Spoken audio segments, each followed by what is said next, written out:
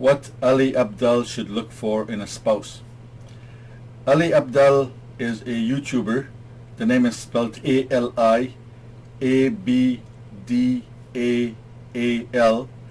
that has millions of followers, something he was able to grow organically. And in his channel, he has told his followers how he was able to grow his channel and how he was able to make millions. So he's a millionaire.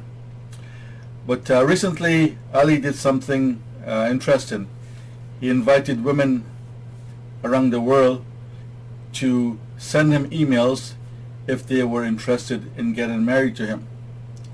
It shows how naive and trusting Ali is, as any woman can get married to him if they pass his test and at some point in time find flaws and faults in him, seek a divorce, and walk away with some of his millions.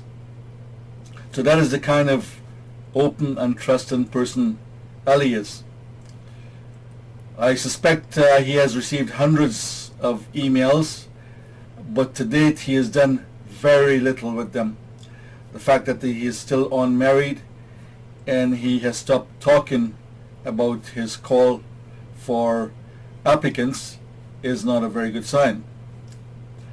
So, he must be terrified, he must be petrified, he's probably not sure what to look for in a spouse. So here I am to his rescue. I'm going to share with him 10 tips that he can look for in a spouse, and he can use these tips to help evaluate the applicants and the emails that he has received. You might want to ask, what qualifies me to do so? Well, I have been married to the same woman for over 40 years. I have 4 children that are happily married. In fact, my eldest daughter is about the same age as Ali. So Ali would be like a son to me. And thirdly, I have a book on Amazon titled Spouse Trap that one can download if they need more information. So here we go, Ali. In no particular order, 10 pointers, 10 tips of what you should look for in a spouse. And these you should keep in mind as you screen the various applicants. Number 1, you want to make sure that your wife-to-be is from a very good family. Because when 2 individuals get married, it's like 2 families coming together in marriage, because you will be interacting with her family and she will be interacting with your family. You have to be able to get along with her siblings. You have to be able to get along with her parents, especially your mother-in-law. Many marriages fall apart, end up in divorce because of interfering mother-in-laws. So you want to make sure that you are able to get along well with your mother-in-law and you have a very healthy communication. And the same with your wife. So pay attention to the family. Make sure it's a strong family. Maybe it's a family that is make sure it's a family that's functional, and make sure it's a family that will be good to raise children in, because quite often you will be leaving your kids with your in-laws and with your wife's siblings or your siblings. So everybody has to be able to work together and get along very well. Number 2, you want to make sure that your wife-to-be is of a similar religious orientation. While it's true that interfaith marriages can work and do last, it is easier if you are in a marriage where you both have the same religious orientation. I don't know what your religious orientation is, but when you do have the same orientation, when there are religious functions and festivals, it's easier for people to participate. When there are extended family gatherings around religious festivals and functions, it's easier to get involved, and there's less conflicts and confrontations and arguments. So try to find someone that has the same philosophical orientation, the same religious orientation, the same outlook and approach to life that you would want to raise your kids with. If not, the two of you will be arguing as to how the kids should be raised and which religion or which church or synagogue or mosque or temple they should be going to. Number 3, since you've told the world that you are a millionaire, I would say it's important that your wife-to-be has some money and assets of her own, and she also knows how to make money. You definitely don't want to have someone coming into the marriage that has their eyes set on your money, has your eyes set on the prize, because you are going to be looking for trouble. So make sure she has her own income, she has her own assets, and she knows how to make money on her own, and is not going to be totally dependent on you.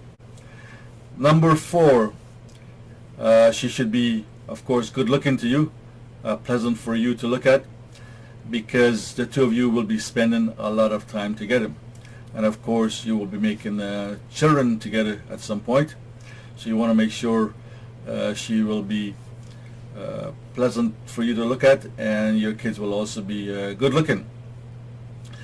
Granted, with time both of you will deteriorate physically, but you want to try to make you want to start with enough there so that it lasts for a good period of time before it starts to slowly deteriorate. Number 5 is perhaps the most important of the 10 points, and that is to ensure that your wife-to-be has good character. Okay? Because like I said, the physical beauty will go, but what is going to sustain the marriage is the person having the right attitude, the right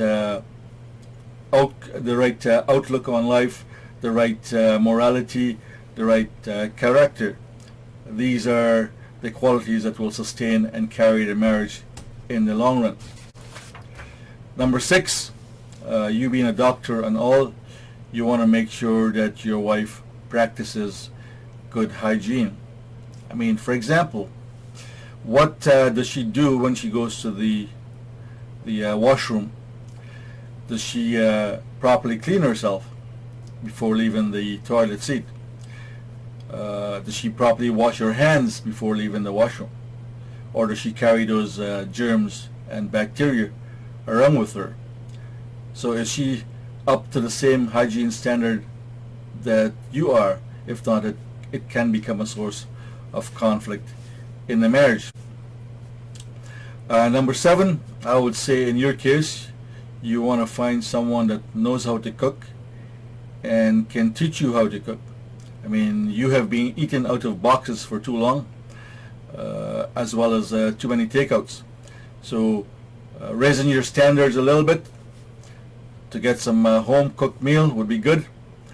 And also if you can learn how to cook, that would also help the relationship.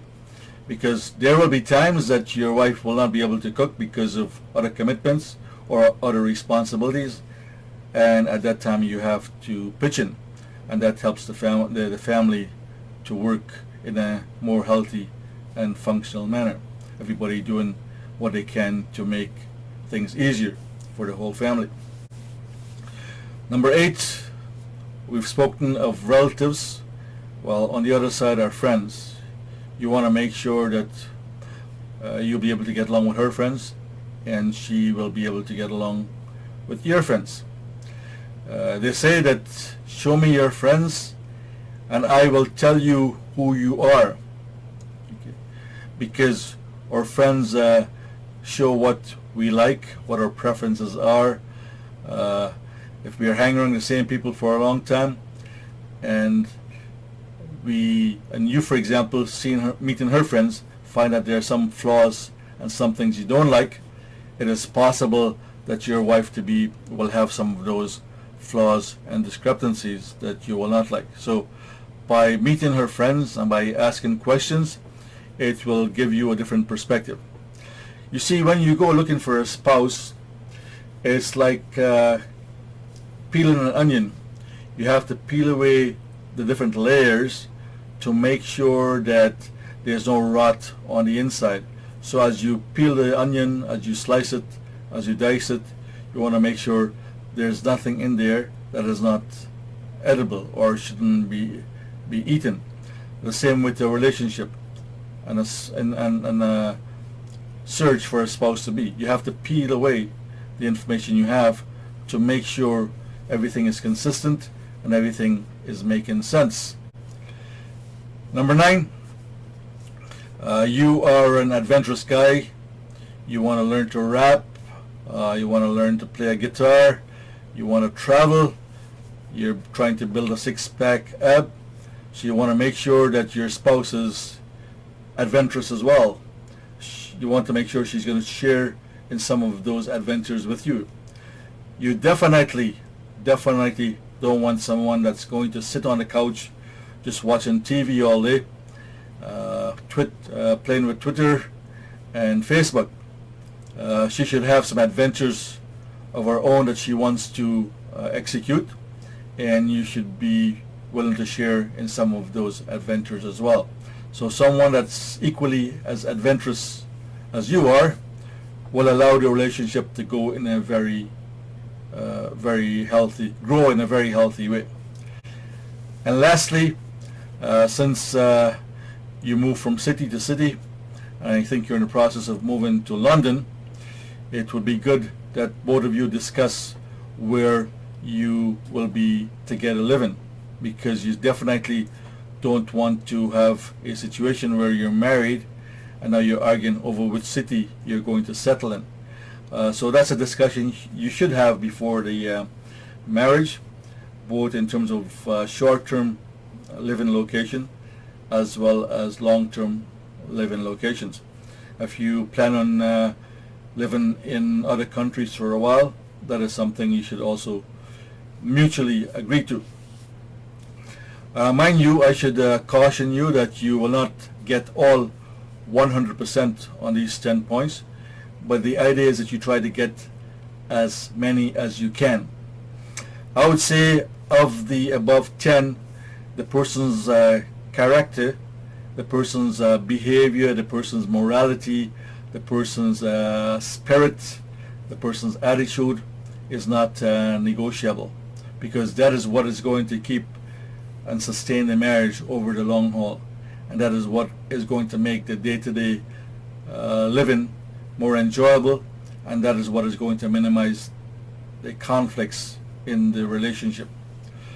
So there you have it, my friend. 10 tips, 10 pointers that you should look for in a spouse, and hopefully these can be used to help you in evaluating the various applicants and emails you have. Hopefully you find someone that you think is good for you, and hopefully she makes you happy both in the short term as well as in the long term. If you need more, please check out my book Spouse Trap, which you can download from Amazon. All the best, Ali, and don't forget to invite me to the wedding.